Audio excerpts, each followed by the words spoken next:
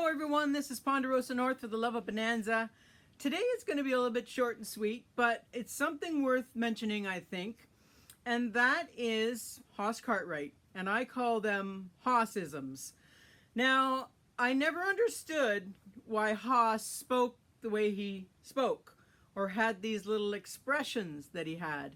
I mean, he and his brothers were raised the same way by the same person, in the same place, and probably in the same school as children. I mean, Adam probably would have been on his way out of school by the time. But I mean, Hoss and Little Joe couldn't have spoken any differently than they did. Hoss just had this way of coming up with these expressions, and I'm not sure if Dan wanted to bring maybe a Texan kind of sound to Hoss, and I'm not even sure if it is sort of a Texan kind of sound, but you know the expressions I'm talking about. Things like dad blamed, dad burn it, dad gum your ornery hide, dad nabbit, this is plum delicious. You fellers, he used to say you fellers, in anyhow, not anyhow, anyhow, he just had this really sort of twangy kind of sound, and he had these, he dropped the G off of things, like figuring and smoking and that kind of thing, instead of smoking. Which is the way Adam and Hoss and Ben would have spoken. I mean, Ben was a very sophisticated, sort of regal kind of man. And that being said, I have to say, I was quite surprised a couple of weeks ago when the king was crowned that his son calls him Pa. I always thought Pa was a sort of a I don't know, a rural kind of name that children would have for their parent. You know, it's either mom or dad or ma or pa or pop or daddy or mommy or whatever.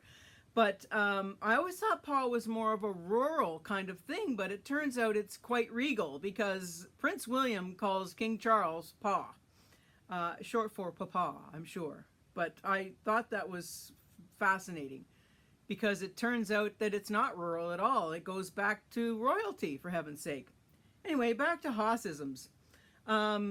Your ornery hide. Dad burn your ornery hide. Where he came up with this, he used to say ain't. Ain't and can't. I can't do that and I ain't going. It's just so funny. And he has some great expressions too. You know, crookeder than a dog's hind leg, and I know how to handle them female women, and I just thought it was, and you reckon, Little Joe? I just thought it was interesting that he spoke so differently than anybody else in the entire territory.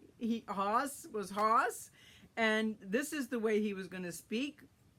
And where it came from, I don't know. If anybody knows if that's sort of a Texas kind of lingo that he had, let me know. I'm from the Northeast. I have no idea. I know a lot of these things are regional. So if there's any Texans out there, let me know if Hoss Cartwright spoke like more like a Texan than he did a Nevadian. Anyway, I just wanted to bring that to the fore because I always wondered, and I that's what makes Hoss so endearing too. Let's face it. I mean, he was so distinct.